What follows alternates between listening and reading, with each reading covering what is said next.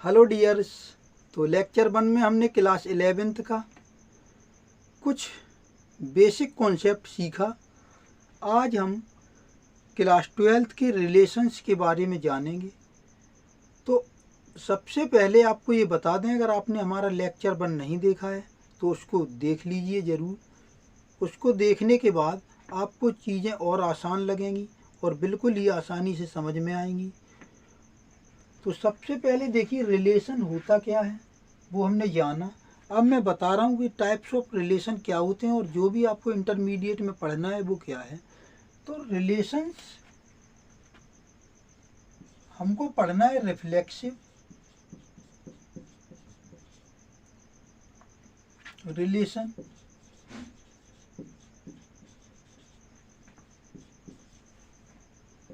हमको पढ़ना है symmetric relation,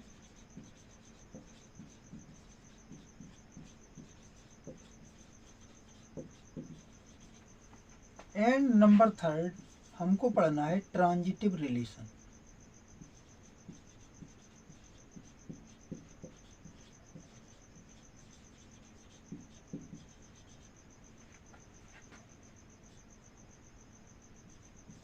number 4 anti symmetric relation.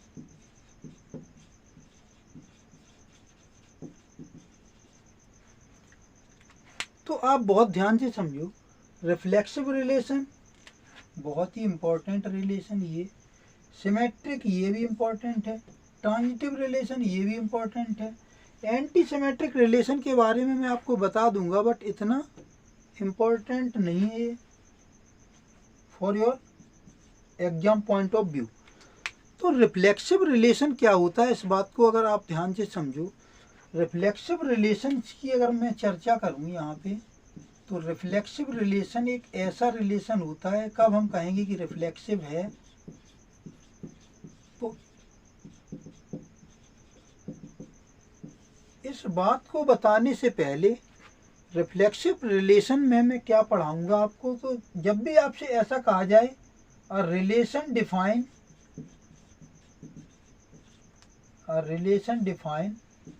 On a set ए, तो ऑन अ सेट ए इस बात का मतलब क्या है। तो इस बात का मतलब ये होता है कि कोई रिलेशन डिफाइन है ए टू ए, कोई रिलेशन डिफाइन है फ्रॉम ए टू ए, इस बात का मतलब ये होता है। इसको अगर मैं और अच्छे से रिप्रेजेंट करूं तो relation define from A to A, इसको ही हम क्या कहते हैं, define on a set A.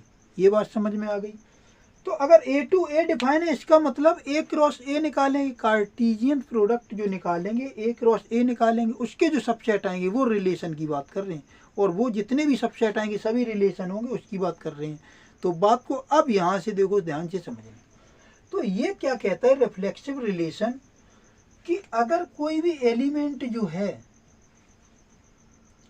For belongs to ए, मतलब जिस सेट की बात कर रहा हूँ ए सेट अगर आपको गिवन है, तो अगर कोई भी एलिमेंट है, मान लेते हैं मैंने कहा x बिलोंग्स टू ए, अगर कोई एलिमेंट है जो ए सेट में है, अगर कोई एलिमेंट है जो फर्स्ट सेट में है, तो ए क्रॉस ए में जो रिलेशन रिफ्लेक्सिव कब होगा, जब x बिलोंग्स टू आर। अभी आप केवल इतनी सी बात समझो, अभी बिल्कुल क्लियर कर दूंगा। मैंने ये कहा कि इस बात को इस तरीके से भी रिप्रेजेंट कर सकते हैं, अगर x बिलोंग्स टू ए, मतलब x जो है वो बिलोंग कर रहा है ए सेट में, तो x का जो रिलेशन x के साथ होना चाहिए, ये दोनों सेम बातें हमने लिखी हैं, इसको ही हम इस तरीके से भी डिफाइन कर सकते हैं। समझ में आ गई बात। इस बात का मतलब क्या है, मान के चलते हैं जैसे हमें एक सेट गिवन है, कोई भी एक सेट हमें दे दिया, जैसे मान लो एक सेट है, अपना प्यारा सा सेट हम ले लेते हैं 1, 2, 3, यही अपना प्यारा सा सेट है, इसको ले लिया। तो अब मुझे बताओ कि नंबर ऑफ रिलेशंस की अगर मैं बात करूं कि नंबर ऑफ रिलेशंस कितने आएंगे, तो नंबर ऑफ रिलेशंस के लिए मुझे चाहिए नंबर ऑफ सबसेट। तो नंबर ऑफ सबसेट किस में, जब relation A to A define हो, तो ए टू ए जब डिफाइन होगा रिलेशन, तो मुझे number of element in A cross A पता लगाना पड़ेगा। बोलो लगाना पड़ेगा कि नहीं। तो number of element in A cross A निकालोगे, उसके लिए हमने क्या बताया था, number of element in A cross A निकालने के लिए हमने बताया था number of element in A, number of element in A, because both sets are same.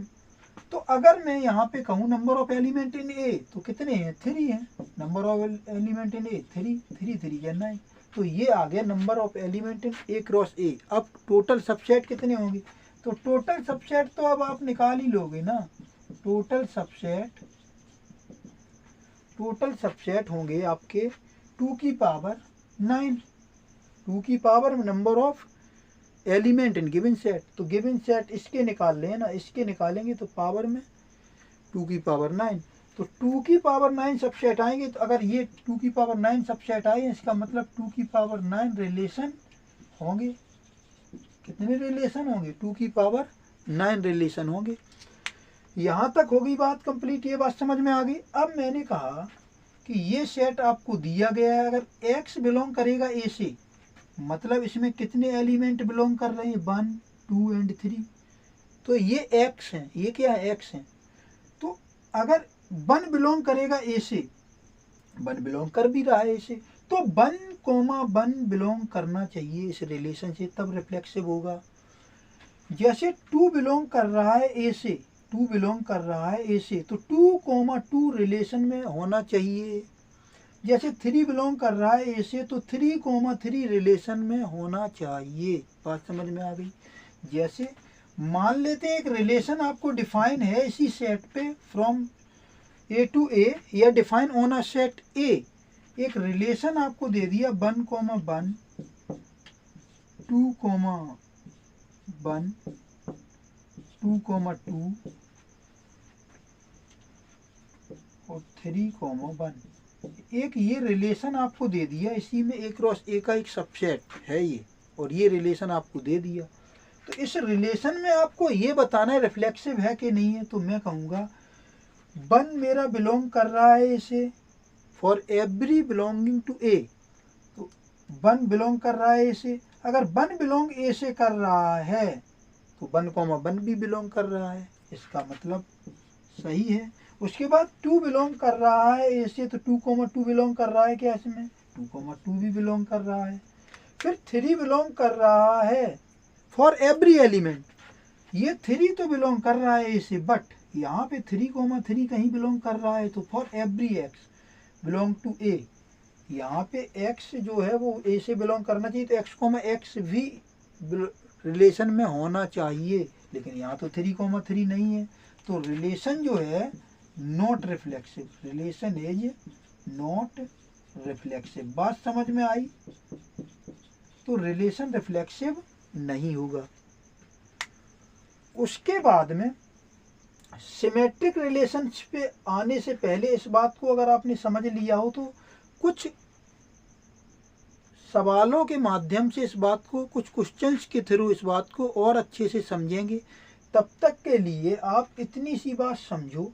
उसके बाद सिमेट्रिक रिलेशंस क्या होते हैं, symmetric relation is said to be symmetric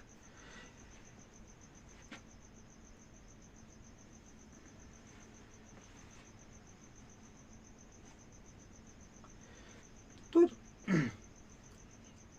symmetric relations के बारे में अगर हम बात करें, तो सिमेट्रिक रिलेशंस की बात को भी ध्यान से समझना। सिमेट्रिक रिलेशन, सिमेट्रिक रिलेशन क्या कहता है आपका, कि अगर a, b belongs to r, अगर a, b रिलेशंस में है पहले से ही, तो फिर b, a को भी रिलेशन में होना पड़ेगा। अगर a, b रिलेशन में है, तो b, a को भी रिलेशन में होना पड़ेगा। और a belongs to a and b belongs to a, बात समझ में आई? इस बात का मतलब एक एग्जाम्पल से समझते हैं। तो अगर मान लो कोई आपको सेट ए गिवन है, कोई सेट आपको ए गिवन है जिसके एलिमेंट आपको दे दिए ए कॉमा बी कॉमा सी, ये 3 एलिमेंट आपको दे दिए। तो अब आपसे कह रहा है कि सिमेट्रिक है या नहीं है, एक रिलेशन आपको दे दिया, इसी पे डिफाइन होना set A to A relation define है।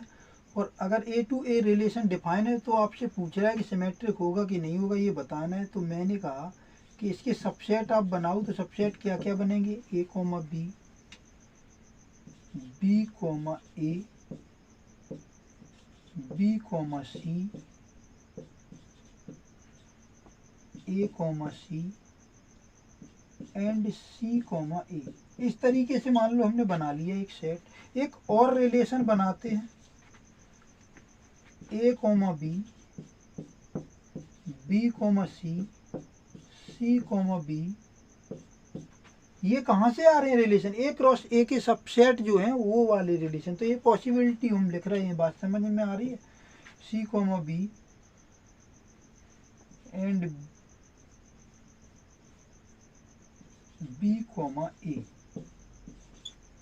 तो ये क्या कहता है, रिलेशन क्या कहता है कि अगर A comma B belongs to R, A comma B belongs to R, तो यहाँ पे देखो A comma B belongs to R मतलब रिलेशन में है, तो बी कॉमा ए को होना चाहिए, तो बी कॉमा ए है।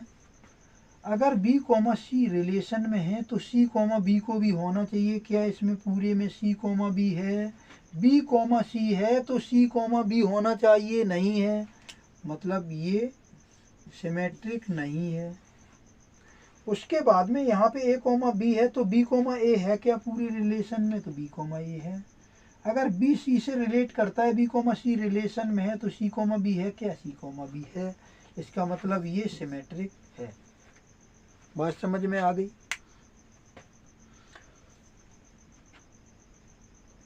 ए कॉमा बी यहाँ पे हमने ले लिया और एलिमेंट भी हमने वैसे ही ले लिए, तो थोड़ा सा कन्फ्यूजन हो रहा होगा। तो इसी तरीके से मैं एक दूसरा एग्जाम्पल और लेके समझा देता हूँ ताकि कन्फ्यूजन क्रिएट ना हो। मैंने कहा मान के चलो एक रिलेशन है और सेट अपना वही प्यारा वाला 1 2 एंड 3, और एक रिलेशन आपको डिफाइन है 1 कॉमा 2, 2 कॉमा 2, 3 कॉमा 1। एक रिलेशन ये डिफाइन है और एक और रिलेशन, दोनों रिलेशन आपको बतानी है ये सिमेट्रिक है या नहीं है। तो एक रिलेशन ले ली हमने 1 comma 2, 2 comma 1, 2 comma 2 and 1 comma 1, एक ये रिलेशन। तो आप ध्यान से देखो, मैंने कहा कि A comma B belongs to R, तो B comma A belongs to R मतलब रिलेशन में है, तो बी कॉमा ए को भी रिलेशन में होना चाहिए अगर ए कॉमा बी रिलेशन में है। तो अगर 1 कॉमा 2 रिलेशन में है तो क्या 2 कॉमा 1 है इसमें, तो 2 कॉमा 1 नहीं है। तो 2 कॉमा 1 नहीं है तो ये रिलेशन सिमेट्रिक रिलेशन नहीं है। फिर उसके बाद इसकी बात करें तो 1 कॉमा 2 रिलेशन में है तो क्या 2 कॉमा 1 है, 2 कॉमा 1 है।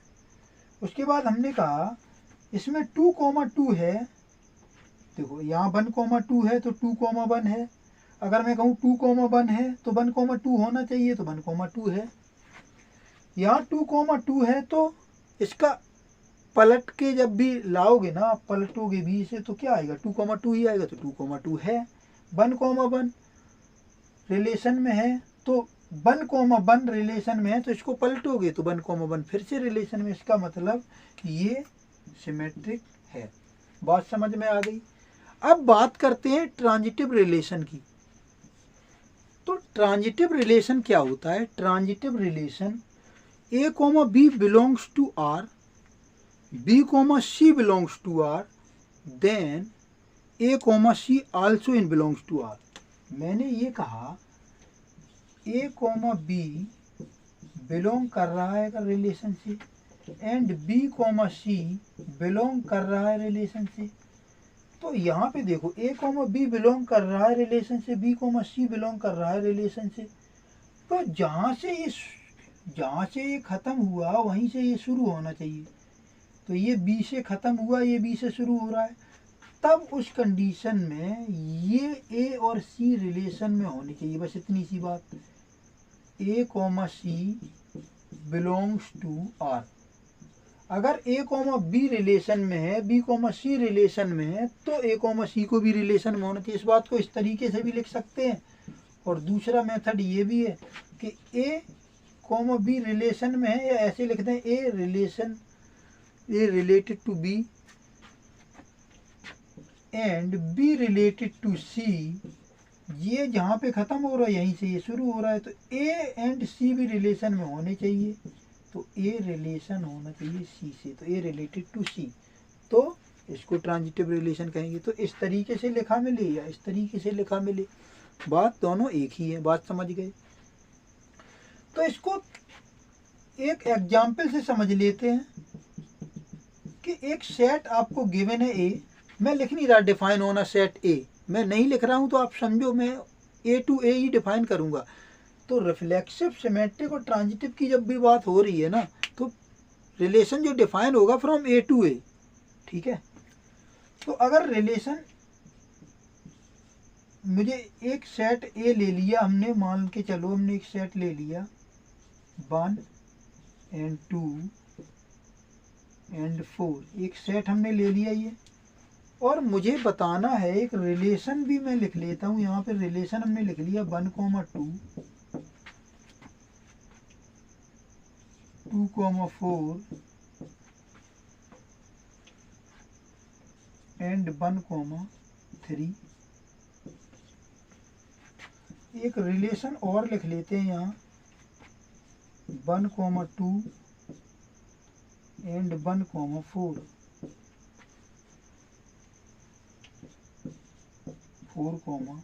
1। एक और रिलेशन यहाँ पे मैं आपको दिखाता हूँ 1, 1,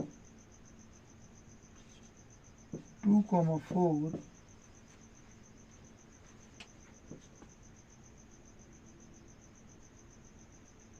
and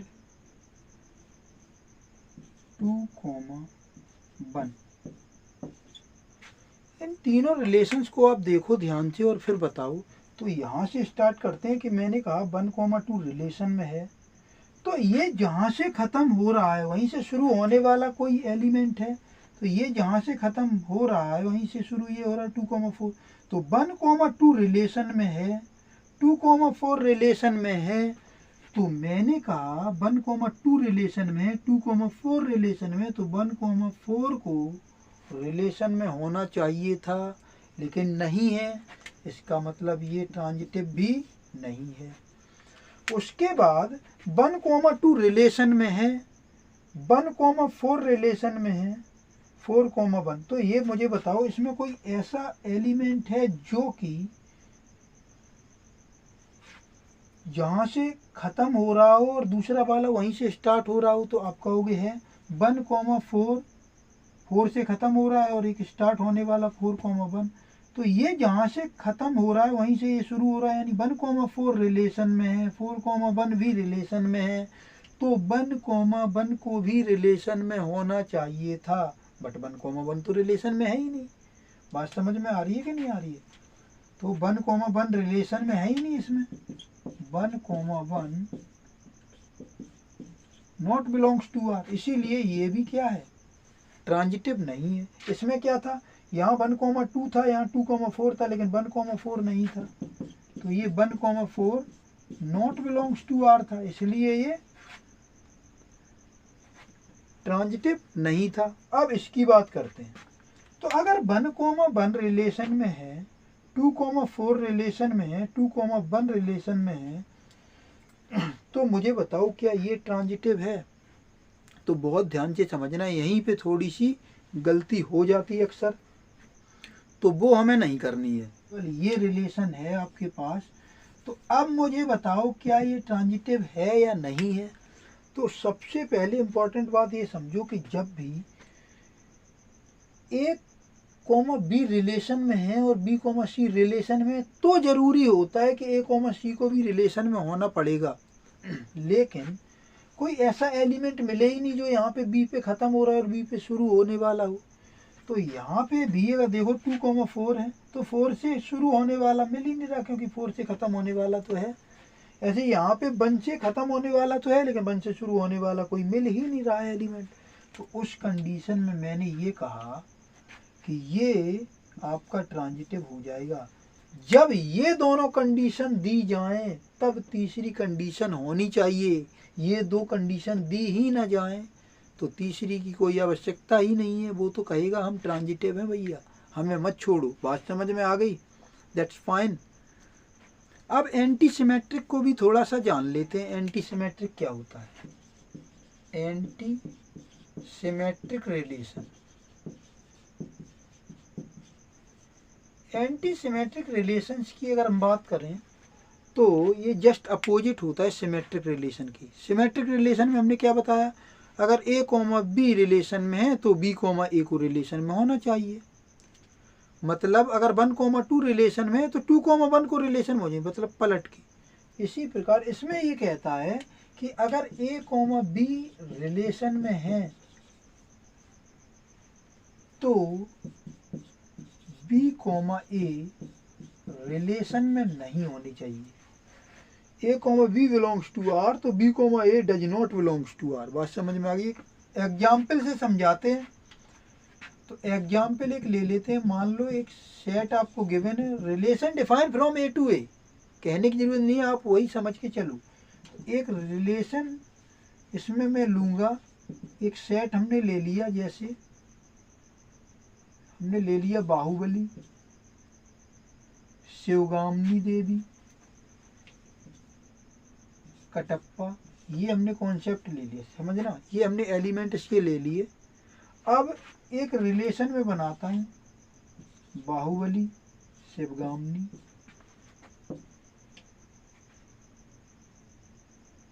and शिवगामिनी, Kattappa, and शिवगामिनी, Baahubali. एक दूसरा रिलेशन बनाता हूँ इसी में,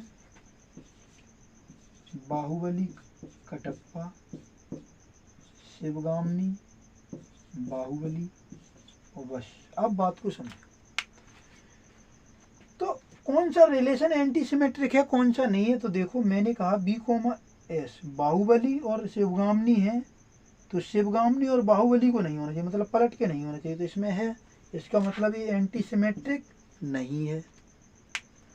बी कॉमा के मतलब बाहुबली और कटप्पा है तो कटप्पा और बाहुबली नहीं होने चाहिए रिलेशन में। तो अगर बाहुबली कटप्पा रिलेशन में है तो कटप्पा और बाहुबली रिलेशन में नहीं होनी चाहिए। ऐसे ही शिवगामिनी और बाहुबली रिलेशन में, तो बाहुबली और शिवगामिनी रिलेशन में नहीं होनी चाहिए। तो this is a anti symmetric. तो ये एंटी सिमेट्रिक रिलेशन है।